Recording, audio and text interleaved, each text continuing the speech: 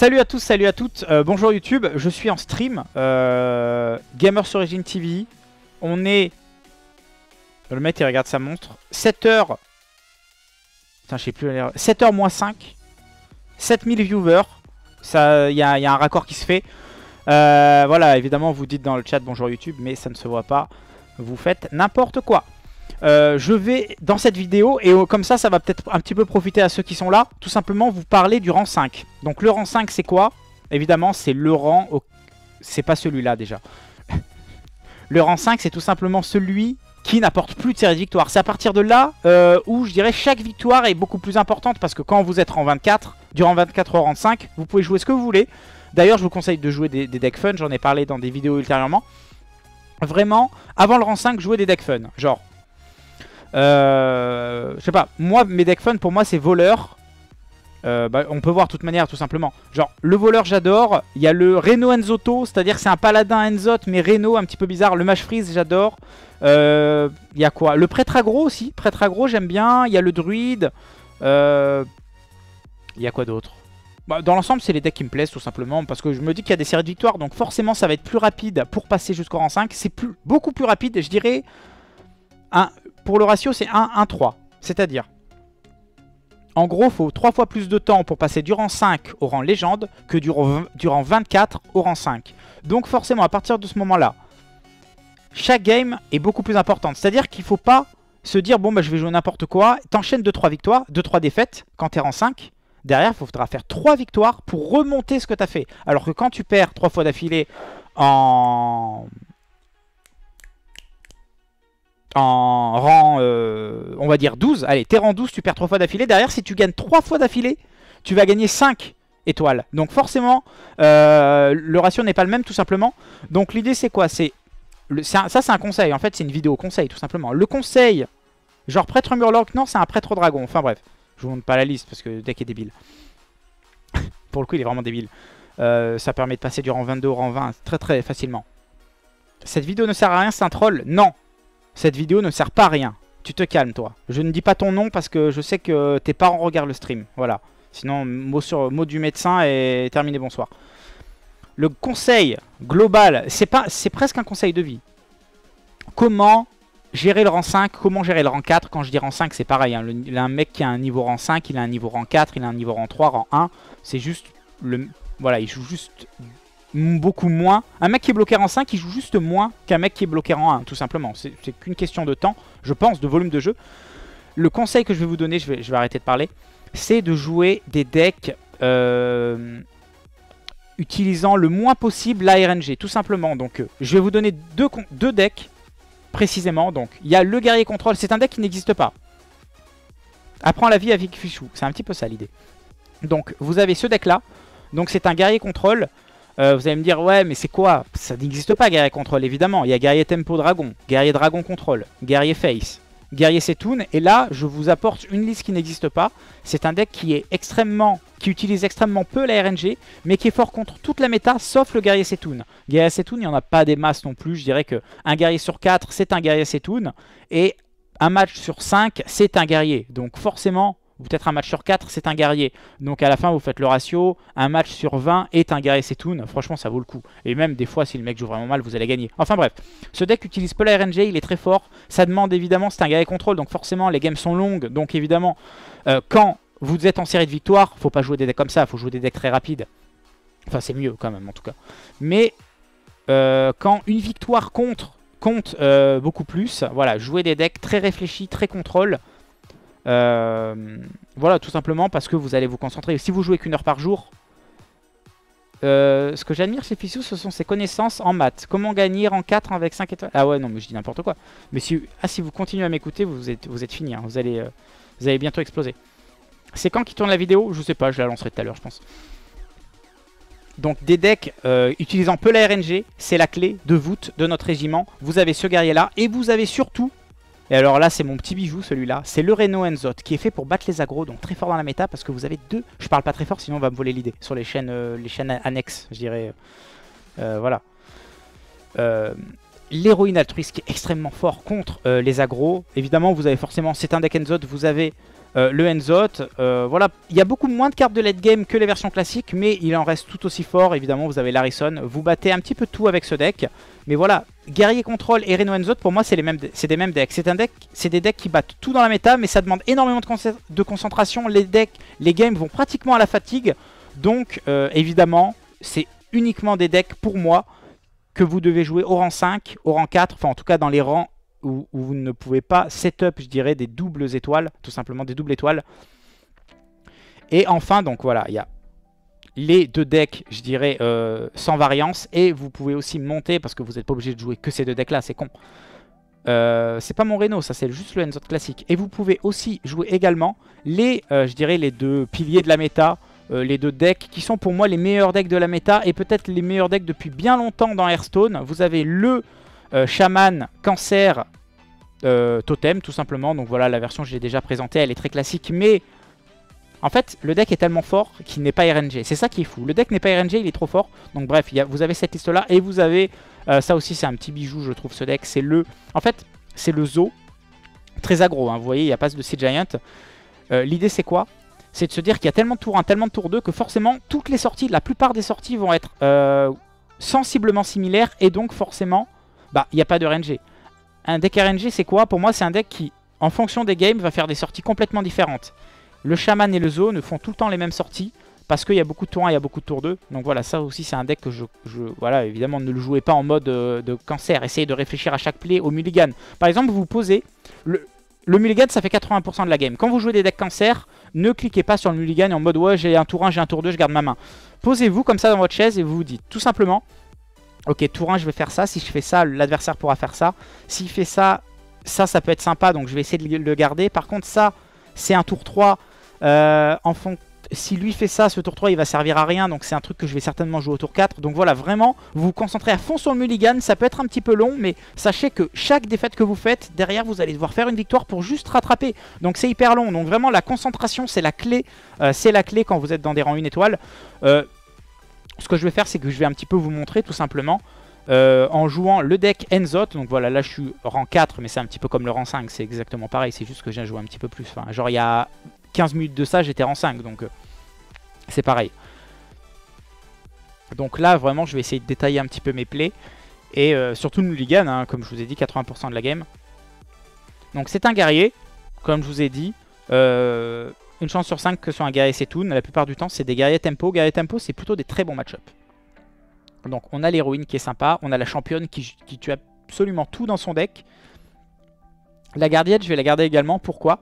Parce qu'en fin de compte, l'héroïne c'est sympa parce que le mec va partir sur un éboladin, c'est-à-dire juste une carte. Si on joue une seule carte, il va se dire, le mec joue éboladin et en fin de compte, tout son gameplay, même jusqu'au tour 5-6, hein, c'est possible. Même si derrière on joue plus de cartes d'éboladin, il va quand même se dire, ok, le mec joue éboladin et donc il va forcément faire des losing plays par définition parce qu'on ne joue pas ce deck là. La championne, elle tue le berserker, elle tue le corcron, mais elle tue pas le 3-6 taunt du dragon. Donc évidemment, la gardienne Ludamon permet d'ajuster le 3-6 taunt pour ensuite le tuer avec la championne. Donc la combinaison des deux contre un guerrier est vraiment très intéressante. Le garde-épée, c'est toujours fort dans tous les cas, c'est une des meilleures cartes de paladin par définition. La la la la la.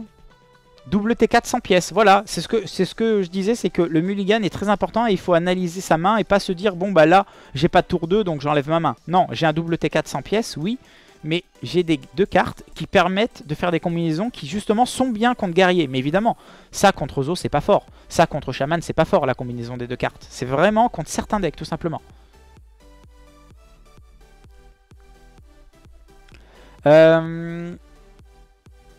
T'as pas compris l'explication? Ah, c'est embêtant.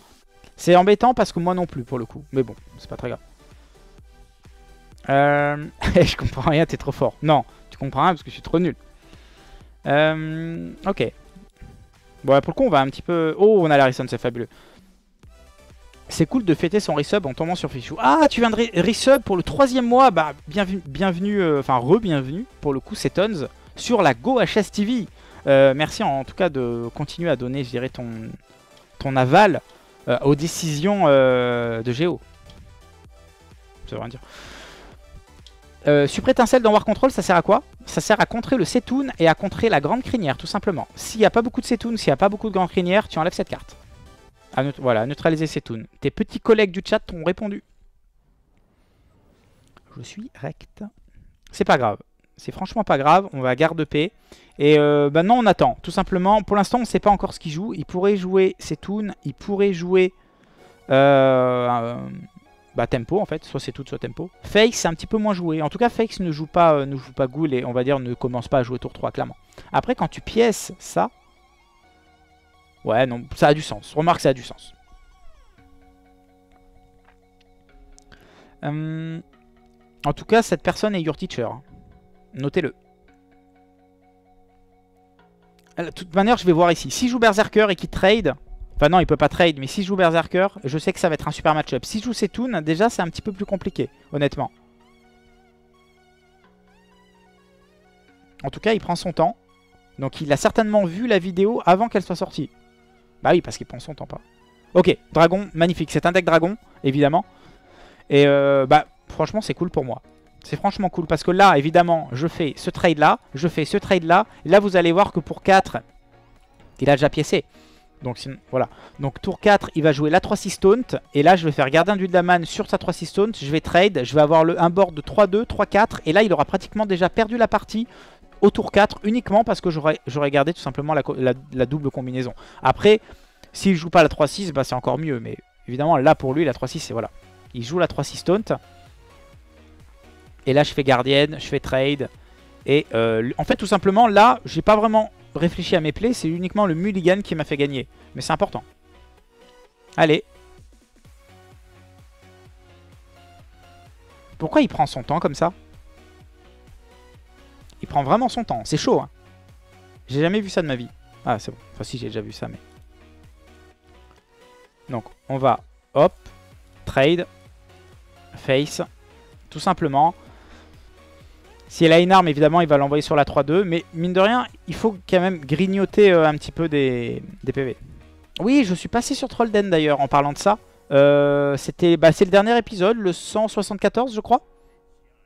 Ça c'est un petit peu embêtant. C'est le 174, ouais il est très sympa. En tout cas l'extrait est très sympathique. Bah franchement on va juste robot. On va face.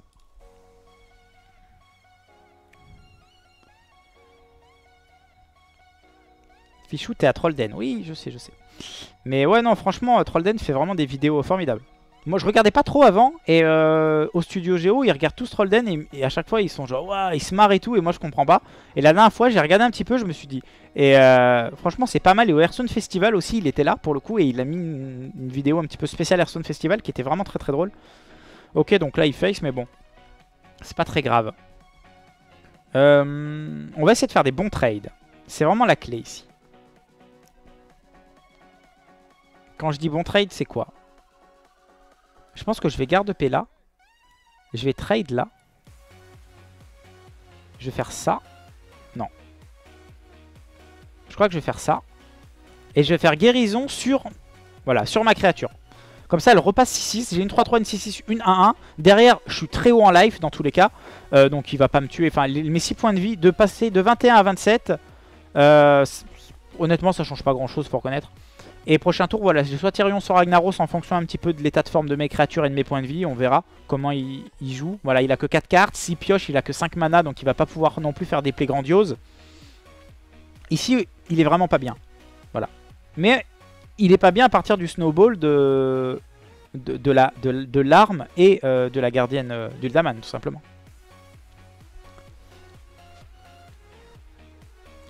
On t'a déjà dit que t'étais passé sur Trollden? Non, jamais. Oh, nice. Ok, ça fait plaisir, j'irai voir ça. Le Corcron. Donc là, il a deux plans. Soit il full face, soit il décide de jouer un petit peu plus tempo en contrôlant la 6-6. Waouh, il décide d'ignorer la 6-6. Ballsy le mec, hein, parce que là, si je fais Tyrion face, prochain tour, j'ai l'étal. C'est ça qui est fou. Sinon, je pourrais trade là-dedans. Non, Ragnaros, c'est trop. Ragnaros, c'est trop dangereux. Il a qu'un mana. En fait, il a peut-être envie d'exec, c'est-à-dire il envoie la 1-3 et il exec. Bah évidemment, s'il a ça, ce serait formidable comme play. Non, a priori, il va pas le faire. A priori, il va pas le faire. Je pense que je vais Tyrion. Je vais face. Et voilà, je setup un létal. Honnêtement, s'il avait exec, il l'aurait fait 100% du temps. Donc, comment tu gères l'équivalent... Alors, toi, ok, c'est bien, il lui reste que 6 mana. super.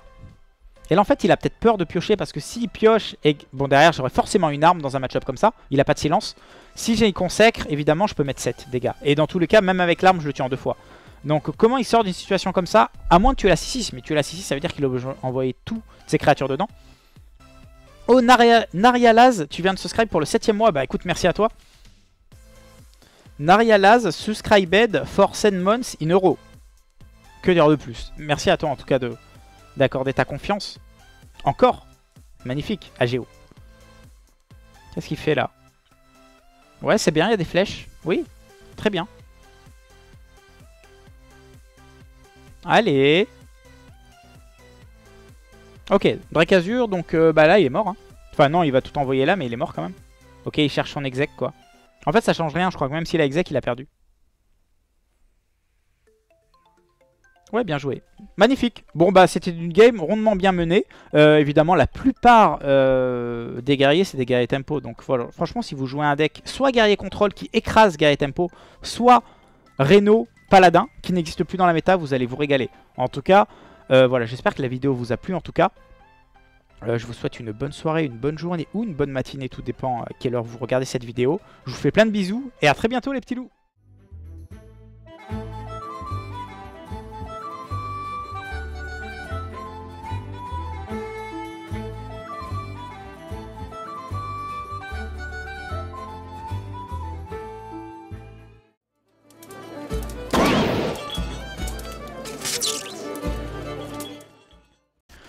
Salut à tous, salut à toutes, bonjour YouTube, je suis en stream, Gamers Origin TV, on est, le mec il regarde sa montre, 7h, putain je sais plus, 7h moins 5, 7000 viewers, il y a un raccord qui se fait, voilà évidemment vous dites dans le chat bonjour YouTube mais ça ne se voit pas, vous faites n'importe quoi.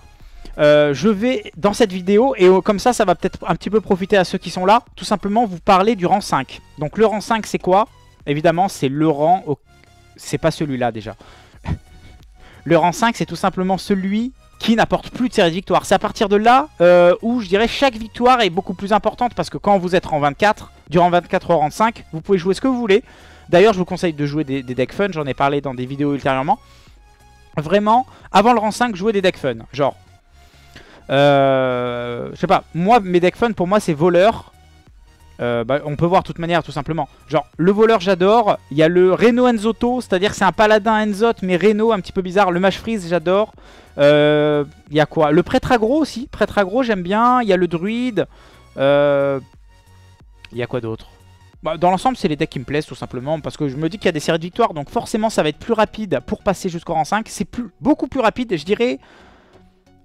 Pour le ratio, c'est 1-1-3. C'est-à-dire, en gros, il faut 3 fois plus de temps pour passer du rang 5 au rang légende que du rang 24 au rang 5. Donc forcément, à partir de ce moment-là, chaque game est beaucoup plus importante. C'est-à-dire qu'il ne faut pas se dire, bon, bah, je vais jouer n'importe quoi. T'enchaînes 2-3 victoires, 2-3 défaites quand tu es rang 5. Derrière, il faudra faire 3 victoires pour remonter ce que tu as fait. Alors que quand tu perds 3 fois d'affilée en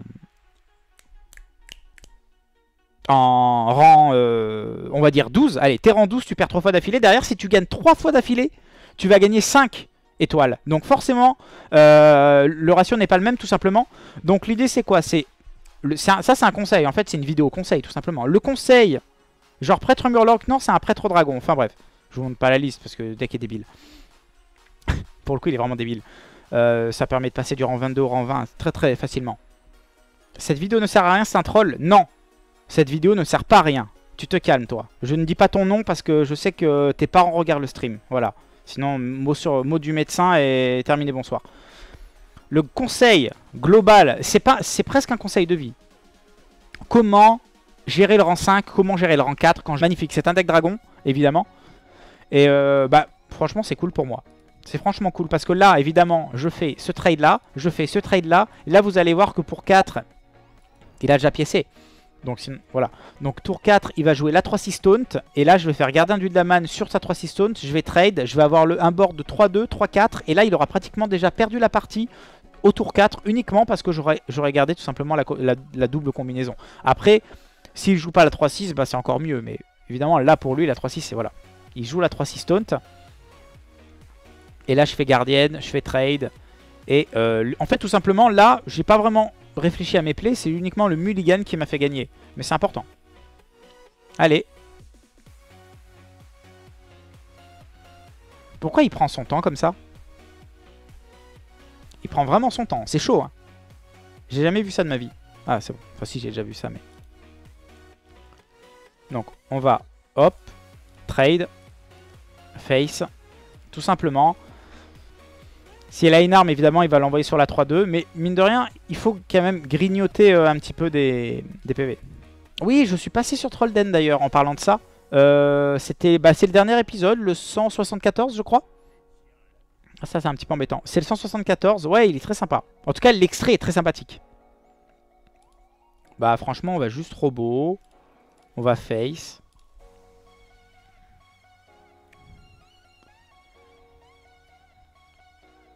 Fichou t'es à Trollden, oui je sais. Mais ouais non franchement Trollden fait vraiment des vidéos formidables.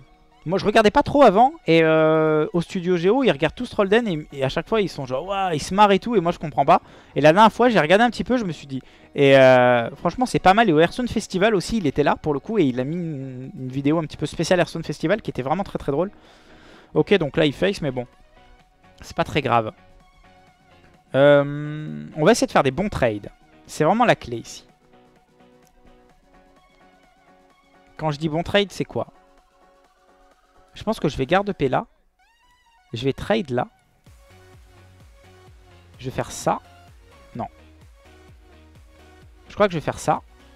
Et je vais faire guérison sur... Voilà, sur ma créature.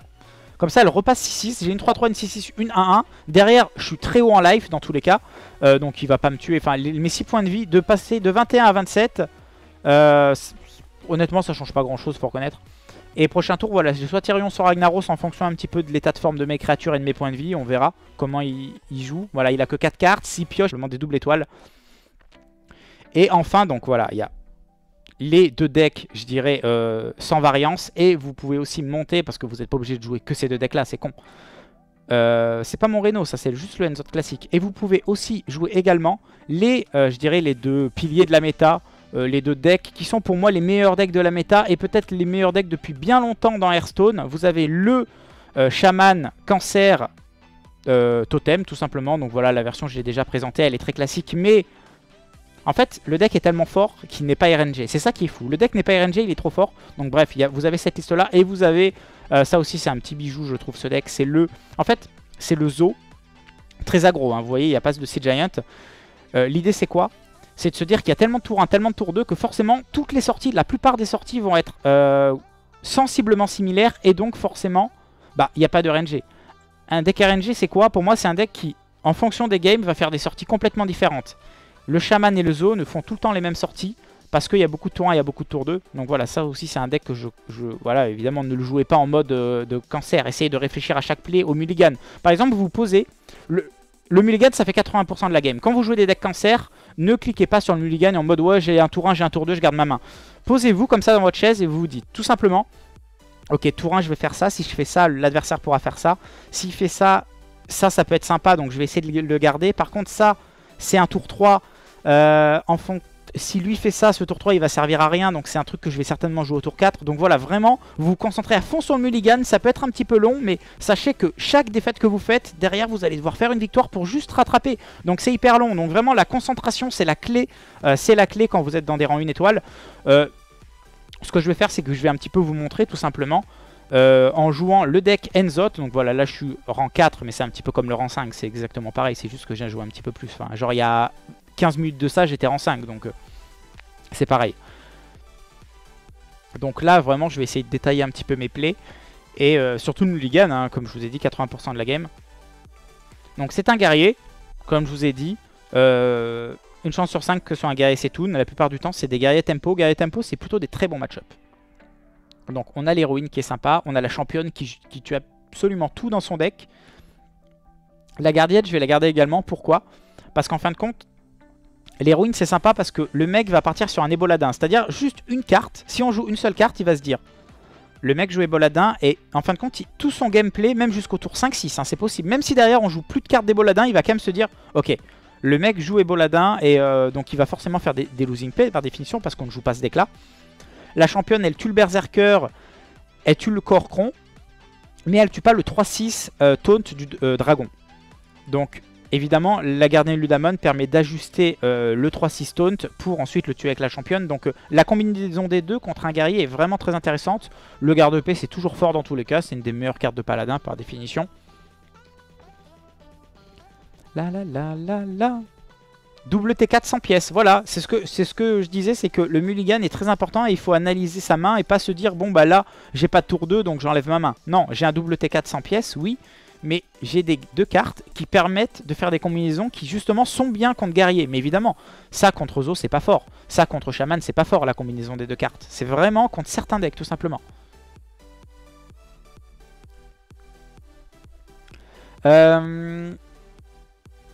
T'as pas compris l'explication? Ah, c'est embêtant. C'est embêtant parce que moi non plus, pour le coup. Mais bon, c'est pas très grave. Je comprends rien, t'es trop fort. Non, tu comprends rien parce que je suis trop nul. Ok. Bon, pour le coup, on va un petit peu... Oh, on a la resub, c'est fabuleux. C'est cool de fêter son resub en tombant sur Fichou. Ah, tu viens de resub pour le 3e mois. Bah, bienvenue, enfin, re-bienvenue, pour le coup, c'est Tons, sur la GoHS TV. Merci en tout cas de continuer à donner, je dirais, ton aval aux décisions de Géo. Ça veut rien dire. Super étincelle dans War Control, ça sert à quoi? Ça sert à contrer le Setoun et à contrer la grande crinière, tout simplement. S'il n'y a pas beaucoup de Setoun, s'il n'y a pas beaucoup de grande crinière, tu enlèves cette carte. Voilà, neutraliser Setoun. Tes petits collègues du chat t'ont répondu. Je suis rect. C'est pas grave. C'est franchement pas grave, on va garde paix. Et maintenant on attend, tout simplement. Pour l'instant on ne sait pas encore ce qu'il joue. Il pourrait jouer Setoun, il pourrait jouer Tempo en fait, soit Setoun soit Tempo. Face c'est un petit peu moins joué. En tout cas Face ne joue pas Ghoul et on va dire ne commence pas à jouer tour 3 clairement. Après quand tu pièces ça, ouais non, ça a du sens. Remarque ça a du sens. En tout cas cette personne est your teacher. Notez-le. De toute manière, je vais voir ici. S'il joue Berserker et qu'il trade... Enfin non, il peut pas trade, mais s'il joue Berserker, je sais que ça va être un super match-up. S'il joue Setoun, déjà, c'est un petit peu plus compliqué, honnêtement. En tout cas, il prend son temps. Donc il a certainement vu la vidéo avant qu'elle soit sortie. Bah oui, parce qu'il prend son temps, pas. Ok, Dragon, je dis rang 5, c'est pareil. Hein. Il a un mec qui a un niveau rang 5, il a un niveau rang 4, il a un niveau rang 3, rang 1. C'est juste... Voilà, il joue juste... beaucoup moins. Un mec qui est bloqué en 5, il joue juste moins qu'un mec qui est bloqué en 1, tout simplement. C'est qu'une question de temps, je pense, de volume de jeu. Le conseil que je vais vous donner, je vais arrêter de parler, c'est de jouer des decks utilisant le moins possible l'ARNG, tout simplement. Donc, je vais vous donner deux decks, précisément. Donc, il y a le guerrier contrôle, c'est un deck qui n'existe pas. Apprends la vie avec Fichou, c'est un petit peu ça l'idée. Donc, vous avez ce deck-là. Donc, c'est un guerrier contrôle. Vous allez me dire, ouais, mais c'est quoi? Ça n'existe pas, guerrier contrôle, évidemment. Il y a guerrier tempo dragon, guerrier dragon contrôle, guerrier face, guerrier Setoun. Et là, je vous apporte une liste qui n'existe pas. C'est un deck qui utilise extrêmement peu la RNG, mais qui est fort contre toute la méta, sauf le guerrier Setoun. Guerrier Setoun, il n'y en a pas des masses non plus. Je dirais qu'un guerrier sur 4, c'est un guerrier Setoun. Et un match sur 5, c'est un guerrier. Donc forcément... Peut-être un match sur 4, c'est un guerrier. Donc à la fin, vous faites le ratio. Un match sur 20 est un guerrier Setoun. Franchement, ça vaut le coup. Et même des fois, si le mec joue vraiment mal, vous allez gagner. Enfin bref, ce deck utilise peu la RNG, il est très fort. Ça demande évidemment, c'est un guerrier contrôle. Donc forcément, les games sont longues. Donc évidemment, quand vous êtes en série de victoires, faut pas jouer des decks comme ça. Il faut jouer des decks très rapides. Enfin, c'est mieux quand même, en tout cas. Mais quand une victoire compte beaucoup plus, voilà, jouer des decks très réfléchis, très contrôle. Voilà, tout simplement parce que vous allez vous concentrer. Si vous jouez qu'une heure par jour, ce que j'admire chez Fichou, ce sont ses connaissances en maths. Comment gagner en 4 avec 5 étoiles? Ah ouais, non, mais je dis n'importe quoi. Mais si vous continuez à m'écouter, vous êtes fini. Hein. Vous allez bientôt exploser. C'est quand qu'il tourne la vidéo? Je sais pas, je la lancerai tout à l'heure, je pense. Donc des decks utilisant peu la RNG, c'est la clé de voûte de notre régiment. Vous avez ce guerrier là, et vous avez surtout... Et alors là, c'est mon petit bijou, celui-là. C'est le Reno Enzot, qui est fait pour battre les agros, donc très fort dans la méta, parce que vous avez deux... Je parle pas très fort, sinon on va me voler l'idée. Sur les chaînes annexes, je dirais. Voilà. l'héroïne altruiste qui est extrêmement fort contre les agros. Évidemment, vous avez forcément, c'est un deck Enzoth, vous avez le Enzoth. Voilà, il y a beaucoup moins de cartes de late game que les versions classiques, mais il en reste tout aussi fort. Évidemment, vous avez l'Harrison. Vous battez un petit peu tout avec ce deck.